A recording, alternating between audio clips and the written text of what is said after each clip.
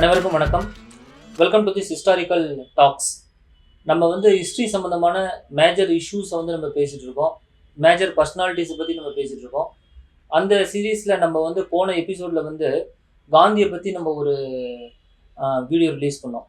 காந்தியோட ஃபேஸ் 1, அவர் south African struggle. Gandhi south ஆஃப்ரிக்காவில் எப்படி ஸ்ட்ரகிள் பண்ணுறாரு, மோகன்தாஸ் கரம்சந்த் காந்தி எப்படி மகாத்மாவும் சவுத் ஆஃப்ரிக்காவில் ஆகுறாருங்கிறத பற்றி நம்ம பேசினோம். அந்த வீடியோவுக்கு கீழே சில ஸ்டூடெண்ட்ஸு கமெண்ட்ஸ் போட்டிருக்காங்க. அந்த கமெண்ட்ஸை நான் பார்த்தேன். அதில் ரொம்ப ஒரு முக்கியமான கமெண்ட்ஸ் ஒன்று போட்டிருக்காங்க. அதை பற்றி நம்ம இன்றைக்கி பேசலான்னு இருக்கோம். அது எல்லாரும் ஸ்டூடெண்ட்ஸும் நம்ம பாடம் நடத்தும்போது கேட்கக்கூடிய ஒரு கேள்வி தான். அதுக்கு ஒரு ஒரு எக்ஸ்ப்ளனேஷன் கொடுத்தா பெட்டராக இருக்கும்னு நினைக்கிறேன். கிஷோர், அது என்ன கமெண்ட்ஸ், அது எதை பற்றி எனக்கு சார்? ஃபஸ்ட்டு அது என்னென்னா சார், காந்தி அவரை சுற்றி இருக்கிற கான்ட்ரவர்சியில் one of the important controversy sir. Okay. Bhagat Singh அப்புறம் அவருடைய காம்ராஜ் சுக்தேவ் அண்ட் ராஜ்குரு இவங்களுடைய ஹேங்கிங்க்கு காந்தி ஒரு முயற்சி எடுக்கல, அவங்கள ரிலீவ் பண்றதுக்கு ஒரு முயற்சி எடுக்கலங்கிறது தான் அந்த கான்ட்ரவர்சி. ஓகே. இது உண்மையா இல்லையா சார்? இதை பாக்குறதுக்கு முன்னாடி ஃபர்ஸ்ட் யாரு பகத்சிங்னா யாரு, ரெவல்யூஷனரி டெரரிசம்னா என்னன்னு ஒரு அவுட்லைன் கொடுத்தோம்னா கொஞ்சம் நல்லா இருக்கும். ஃபர்ஸ்ட் காந்தியை பற்றி நிறைய கான்ட்ரவர்சிஸ் இருக்கு. நம்ம பேசும்போதே சொல்லியிருக்கோம், காந்தி அதை பண்ணியிருக்கலாம், அதை பண்ணலை அப்படிங்களா. அது அந்த பாயிண்ட் நம்ம இந்த டாக் எண்டில் அதை பற்றி பேசுவோம். பட் அதுக்கு முன்னாடி பகத்சிங் அப்படின்னா யாருன்னா ஒரு ரெவல்யூஷனரி.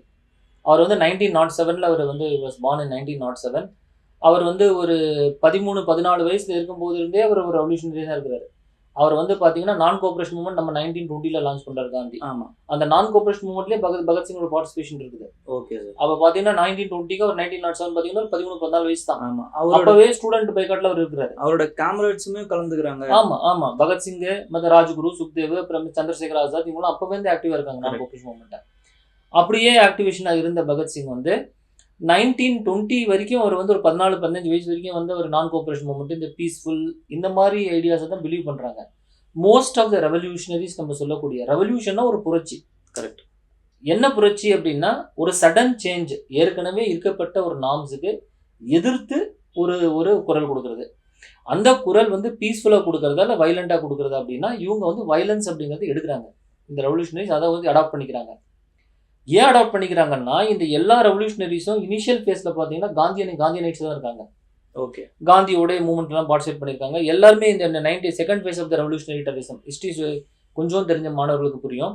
1920க்கு அப்புறம் பார்த்தீங்கன்னா ரெவல்யூஷன் ஃபேஸ் 2 ஆயிடுது. ஆமா, ஃபர்ஸ்ட் ஃபேஸ் 1 முன்னாடியே முடிஞ்சிடுது. அதை பற்றி நம்ம இப்போ டைம்ல பேசுறதுக்கு சுதேசி மூவ்மெண்ட்டுக்கு அப்புறமா 1910s வர ரெவல்யூஷனரி மூவ்மெண்ட்ஸ், 1920 வர ரெவல்யூஷனரி மூவ்மெண்ட்ஸ் எப்படின்னு பார்த்தீங்கன்னா எல்லாருமே இந்த ரெவல்யூஷனரிஸ் எல்லாம் நான் கோஆபரேஷன் மூவ்மெண்ட்ல பார்ட்டிசிபேட் பண்ணி தான் இருக்காங்க. கரெக்ட். அப்போ காந்தியன் ஐடியாலஜி பிலீவ் பண்றாங்க எல்லாருமே. ஆனா ஒரு பாயிண்ட் ஆஃப் டைம்ல 1920, 21, 22 நான் கோஆபரேஷன் மூவ்மெண்ட் வித்ட்ரா ஆனதுக்கப்புறம் அவங்களுக்கு டிஸ்இல்யூஷன்மெண்ட் ஆயிடுது. ஐயோ, இந்த இந்த இந்த இந்த சத்தியாகிரகனால நம்மளுக்கு இண்டிபெண்டன்ஸ் கிடைக்காதோ, உடனே கிடைக்காதோ, இது ஏதோ ரொம்ப தொய்வு அப்படின்னு அந்த ஃபீலிங் இருக்கு. ஆமா, அந்த ஏமாற்றப்பட்ட ஃபீலிங்குக்காக அவங்க வேற வழியை தேடுறாங்க. இது ரீசன் நம்பர் 1. ஓகே.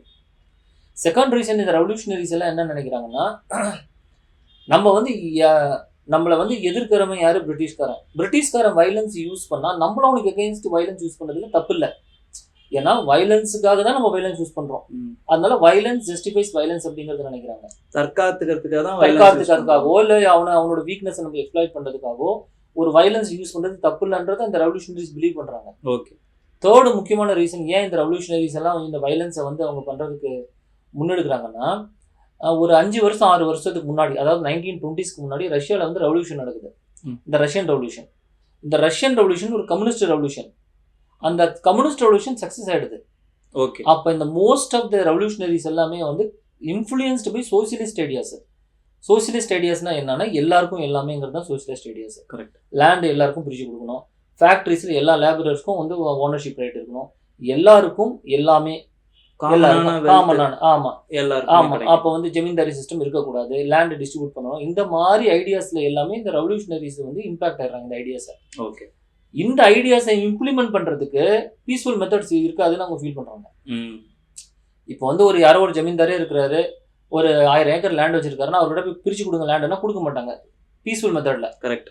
அதனாலதான் இந்தியாவில் லேட்டஸ்ட் ஸ்டேஜ்ல பாத்தீங்கன்னா 1960s 70s மாவோயிஸ்ட் மூவ்மெண்ட்ஸே ஏன் வைலன்ஸா அது உருவெடுக்குதுன்னா, பீஸ்ஃபுல் மெத்தட்ஸ்ல அது பண்ண முடியாதுங்கிறது அவங்க பிலீவும் பண்றாங்க. அது பண்ணவும் முடியாது peaceful method. Sir land reforms failure ஆனதுக்கும் காரணம் அதுதானே? ஆமா, அவ்வளவுதான். அதோடைய இம்பாக்ட் தான் மாவோயிஸ்ட் மூவ்மெண்ட். ஆமா. ஓகே. அப்ப வந்து இது 1920s இந்த மாதிரி சில காரணங்கள்னால இந்த பீஸ்ஃபுல்லான இருக்கக்கூடிய ஆளுங்க திடீர்னு இந்த யுத், அதாவது பகத்சிங், ராஜ்குரு, சுக்தேவ், சந்திரசேகர் ஆசாத், இவங்களுக்கெல்லாம் தோராயமா அதே வயசு தான். அப்ப எந்த வயசுனா ஒரு அரௌண்ட் 18-19 வயசு தான் இவங்களுக்குலாம் அந்த டைத்துல 1920s.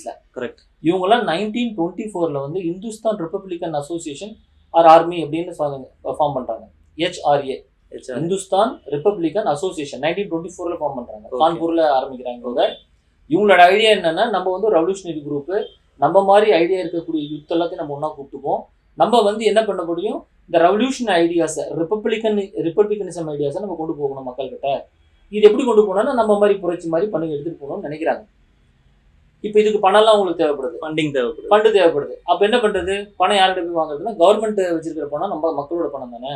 அந்த கவர்மெண்ட் லூட் பண்ண என்ன, அது வந்து கவர்மெண்ட் வச்சிருக்க பணத்தை நம்ம அடிச்சுக்கிறோம் அப்படின்னு சொல்லிட்டு 1925 ஒரு வருஷம் கழிச்சு கக்கோரி ராபரி கேஸ் ஒன்று இருக்குது. 9th August 1925 Kakori robbery. ஆமா, 9th ஆகஸ்ட் 1925 கக்கோரி ராபரி கேஸ்ல அங்க ட்ரெயினை நிப்பாட்டி ட்ரெயின்ல வந்து கவர்மெண்ட் கஜானாக்கு போகக்கூடிய பணத்தை வந்து கொள்ளையடிச்சிடறாங்க. அது வந்து ஆசஃபுல்லா கான், ராஜேந்தர் லஹரி, ரோஷன் லால், இந்த மாதிரி ஒரு குரூப் இருக்குது. ராஜேந்தர் லஹரி, ரோஷன் லால், அப்புறமேட்டு ஆஷஃபுல்லா கான், ராம் பிரசாத் பிஸ்மல், இவனுக்கு எல்லாம் ஒரு குரூப்பா வந்து இவங்க பணத்தை அடிச்சிடறாங்க.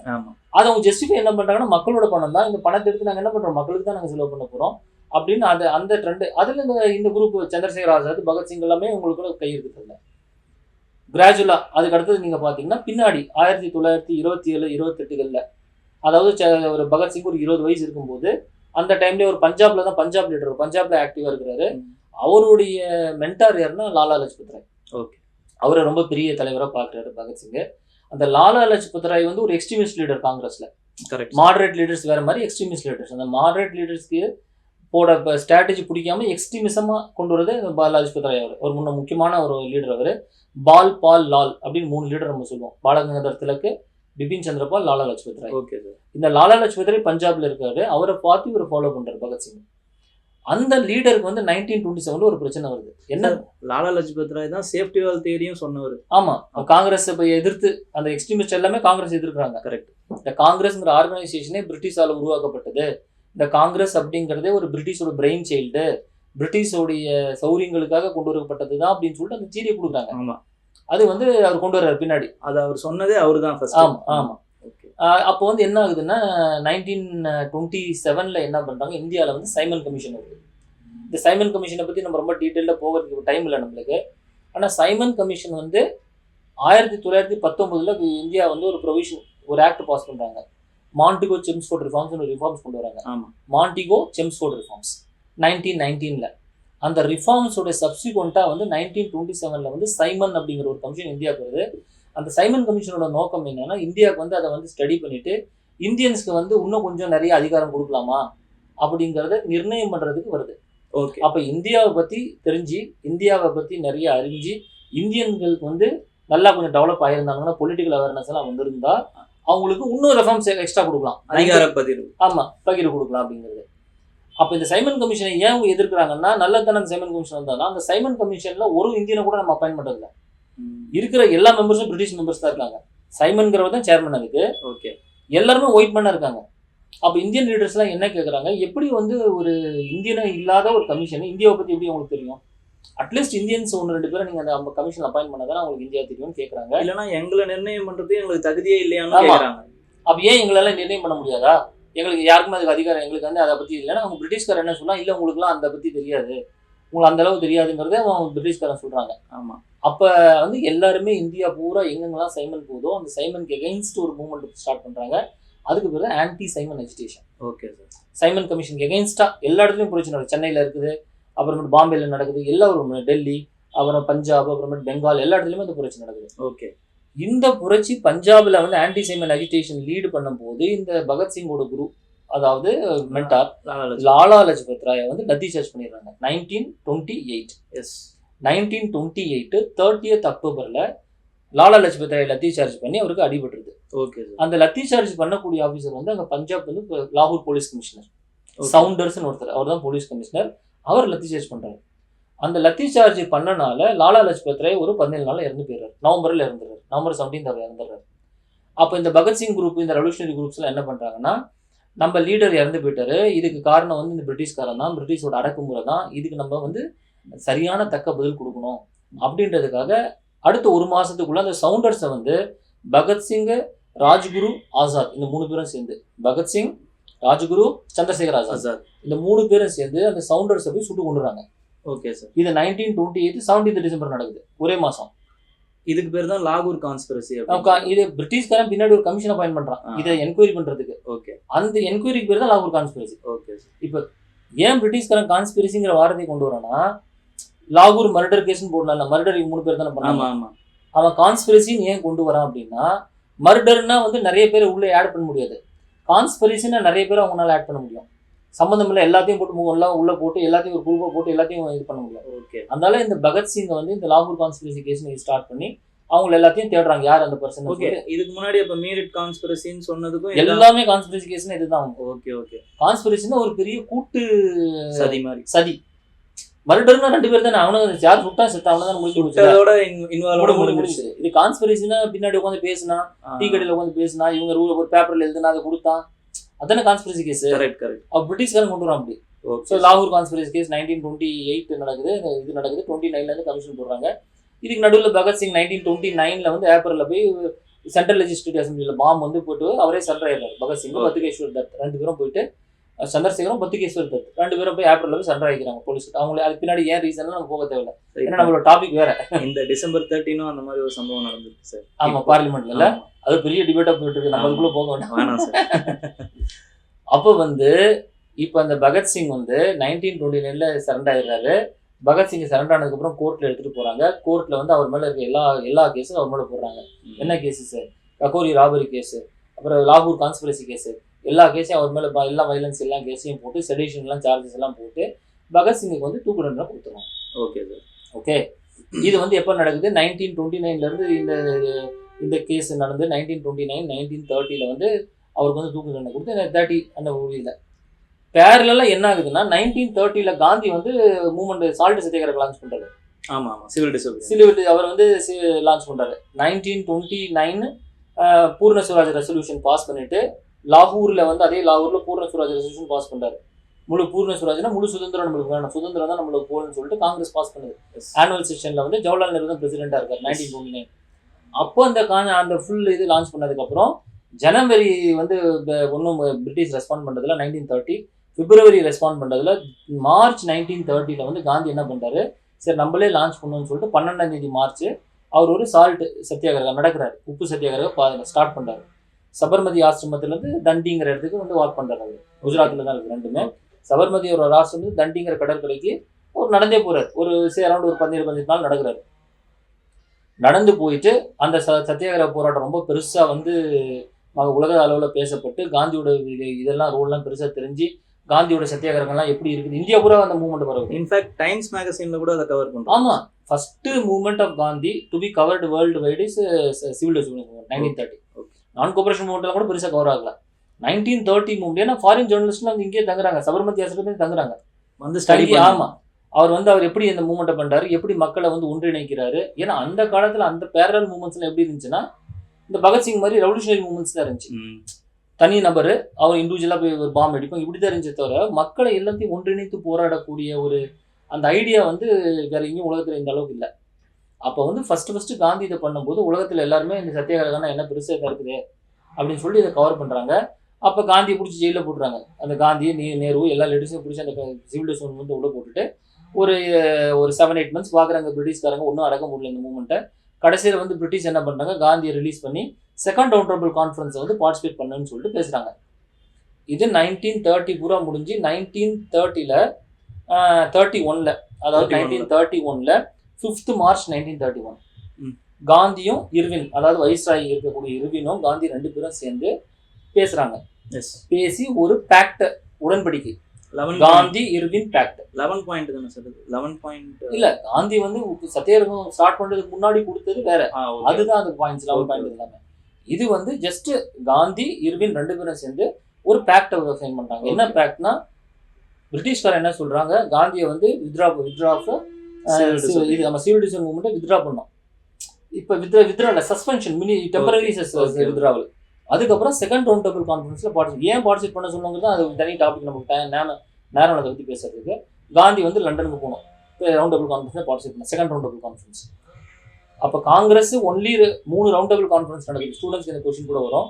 3 ரவுண்ட் டேபிள் கான்ஃபரன்ஸில் ஒரே ரவுண்ட் டேபிள் கான்ஃபரன்ஸில் தான் காங்கிரஸ் பார்ட்டிசிபேட் பண்ணிருக்கு. அதுவும் செகண்ட் ரவுண்ட் டேபிள் கான்ஃபரன்ஸ் தான். அந்த செகண்ட் ரவுண்ட் டேபிள் கான்ஃபரன்ஸ் கூட காந்தி தான் காங்கிரஸோட ஒரே ரெப்ரசன்டேட்டிவ். கரெக்ட், காந்தி மட்டும் தான் போறாரு. ஸோ அப்போ காந்தியை பார்ட்டிசிபேட் பண்ண சொல்றாங்க. அப்போ வந்து இந்த போராட்டத்தினால காந்தியும் இர்வினும் பேரல் டேபிள் உட்காந்து நெகோசியேஷன் பண்ற அளவுக்கு காங்கிரஸ் வளர்ந்துருக்கு. இப்போ இதுதான் பிரச்சனை. இப்போ நம்ம டாபிக் இங்கே தான் வரும். ஆமாம், ஏன் டாபிக் வரும்னா, இப்போ இந்த பேச்சுவார்த்தை 5 மார்ச் 1931 நடக்குது. ஆமாங்க சார். பகத்சிங்கை 23 மார்ச் 1931 ஹேங் பண்றாங்க. ஆமாங்க சார். அதாவது ஒரு 18 நாள் ஹேங் பண்றாங்க பகத்சிங்கை. ஆமா, பகத்சிங், ராஜ்குரு, சுக்தேவ் 3 பேரையும் ஒண்ணா ஹேங் பண்ணிடுறாங்க. பகத்சிங், ராஜ்குரு, சுக்தேவ். அதுக்கு முன்னாடியே ஆசாத் வந்து ஷூட்டிங் என்கவுண்டர் அது முன்னாடி இறந்து போயிட்டாரு. பிப்ரவரியில் இறந்து போயிட்டாரு. பகத்சிங், ராஜ்குரு, சுக்தேவ் வந்து ஹேங் பண்ணும்போது காந்திக்கு அந்த டைம்ல தெரியுது இவங்களை தூக்கில போட போறாங்கிறது. அப்ப பேச்சுவார்த்தை நடத்தும் போது காந்தி வந்து ஏன் வந்து பகத்சிங்கை நீங்க ரிலீஸ் பண்ணாதான் நான் வந்து காந்தி ரூல் பேக்ட சைன் பண்ணுவேன் அப்படின்னு ஏன் சொல்லல? அதுதான் கான்ட்ரோவர்சி. அப்ப சொல்லியிருந்தா பகத்சிங் ரிலீஸ் ஆயிருப்பாருல்ல. அப்ப காந்தி பகத்சிங் துரோகம் பண்ணிட்டாரு, காந்தி தப்பு பண்ணிட்டாரு அப்படிங்கிறது தான் இப்போ. இப்ப நான் சொன்ன பேக்ரவுண்ட் புரிஞ்சு போச்சுல? புரிஞ்சிச்சு. அப்ப பகத்சிங் வந்து காந்தி ஏன் காப்பாத்தலன்னு சொல்றது இந்த இந்த ஃபவுண்டேஷன் தான். S, correct. இந்த ஃபவுண்டேஷன் இப்ப காந்தி உட்காந்துட்டாருன்னு வச்சுக்கோங்க, டிபேட்ல நெகோசியேஷன் டேபிள்ல பகத்சிங்கை ரிலீஸ் பண்ணாதான் நான் வந்து செகண்ட் ரவுண்ட் இதை காந்தி ரூல் பேக்ல சைன் பண்ணுவேன் அப்படின்னு சொல்லியிருந்தாருன்னா பகத்சிங்கை ரிலீஸ் பண்ணியிருப்பாங்கல்ல. அப்ப பகத்சிங்கோட லைஃப் நம்மளை சேவ் பண்ணியிருக்கனால அப்படின்னு இவங்க சொல்றதெல்லாம் நியாயத்துக்கு கரெக்டாக தான் இருக்குது. ஆனால் அந்த சுச்சுவேஷன் என்னன்னா, இவங்க எல்லாருமே இந்த ஹிஸ்ட்ரி தெரியாதவங்க, நிறைய பேர் ஹிஸ்ட்ரி புரியாதவங்க என்ன நினைக்கிறாங்கன்னா, ஏதோ காந்தி ரிலீஸ் பண்ண சொன்னா அவங்க இர்வின் ரிலீஸ் பண்ணிடுவாங்க நினைச்சிட்டு இருக்காங்க. அதெல்லாம் ஒன்றும் கிடையாது. காந்தியே ஜெயில இருந்து தான் கூட்டிட்டு வராங்க. ஆமா, இப்ப நம்ம பாக்குற மாதிரி காந்தியோட இமேஜ் 1930s அவருக்கு இல்ல. அந்த டைம்ல அந்த கண் கொண்டுதான் அவரை பார்க்கணும். ஆமா, இப்ப வந்து Gandhi father of the nation ஏதோ அவர் சொன்னா அப்படிலாம் ஒண்ணும் கிடையாது. காந்தி சொல்றதை 1947 நேஷனல் லீடர்ஸே கேட்க மாட்டேங்கிறாங்க. ஆமா, 1947 இண்டிபெண்டன்ஸ் ஆகிற டயத்திலேயே காந்தி சொல்றது யாருமே கேட்க மாட்டேங்கிறாங்க. அவர் தனியா தான் லோன்லியா போய் தான் இது பண்ணிட்டு இருக்கிறாரு. 1947 பெங்கால்ல போய் இது பண்ணிட்டு இருக்கிறாரு. அப்ப 1930s காந்தி ஒரு லீடர். காந்தி சொன்னா மக்கள் கேட்பாங்க. காந்தி சொன்னா மக்கள் எம்பத்தைஸ் வித் காந்தி. காந்திய மேல ஒரு அனுதாபப்படுவாங்க. காந்தி சொல்றதை கேட்பாங்க மக்கள். பிரிட்டிஷ்காரெல்லாம் கேட்க மாட்டான். புரியுது உங்களுக்கு? புரியுது.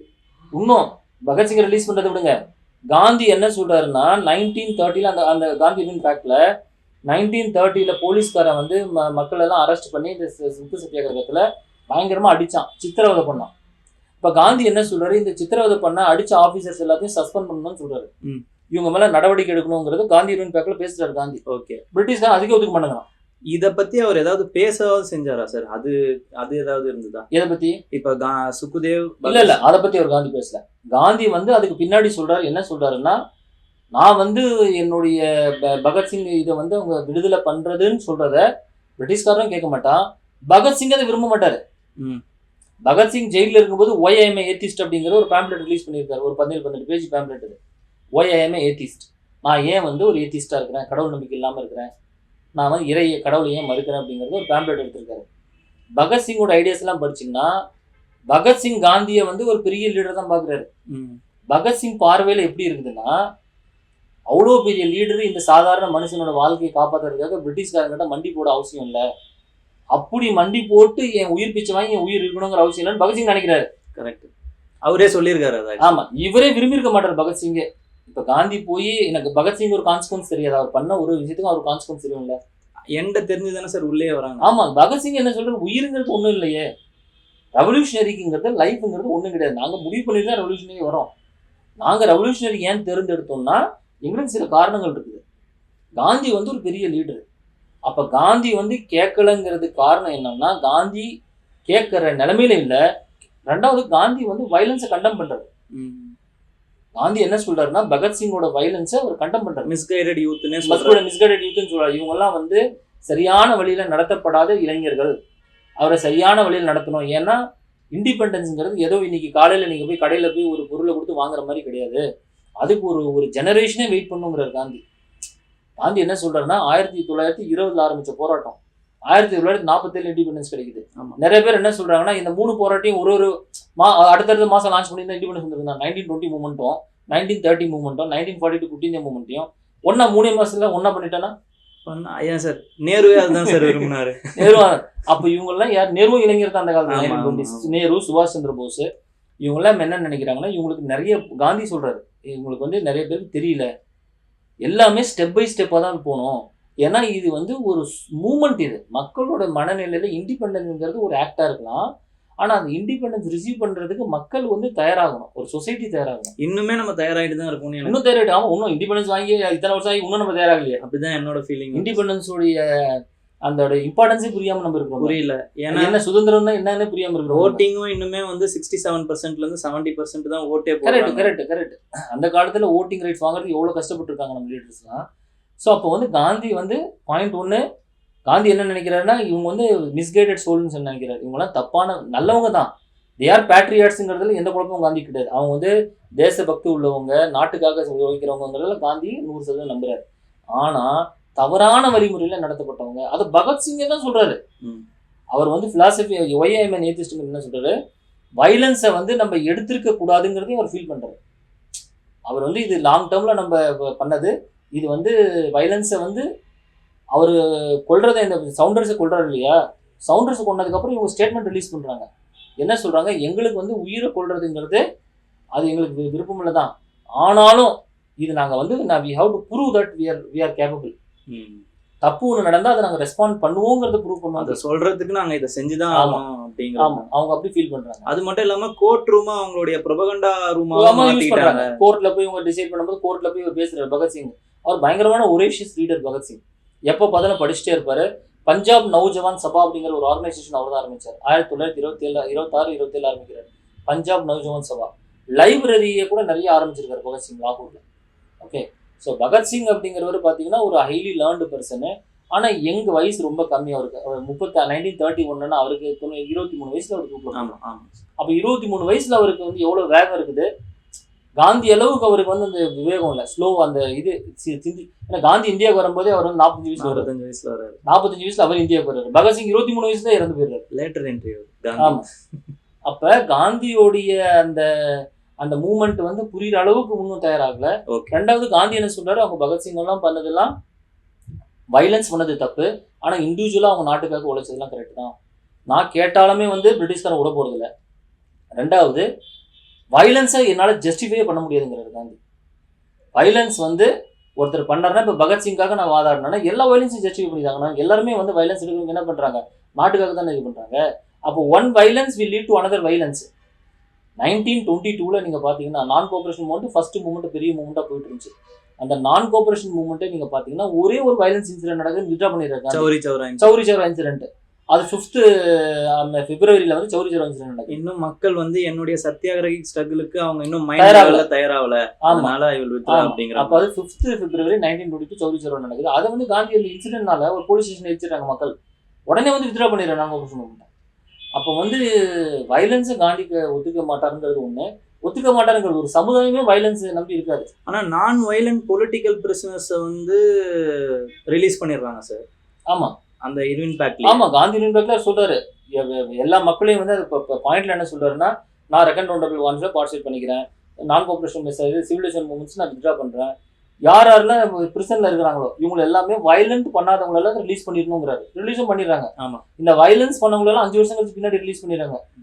நேரு கவர்மெண்ட் பின்னாடி வந்ததுக்கு அப்புறம் 1936-37 ரிலீஸ் பண்ணிடுறாங்க. பட் காந்தி என்ன சொல்றாருன்னா, வயலன்ஸ் வந்து நான் ஏத்துக்க மாட்டேன், ஏன்னா வயலன்ஸ்னால ஒரு சமுதாயம் வந்து மாஸ் மூவ்மெண்ட் வந்து கெட்டு போயிடுங்கிறாரு.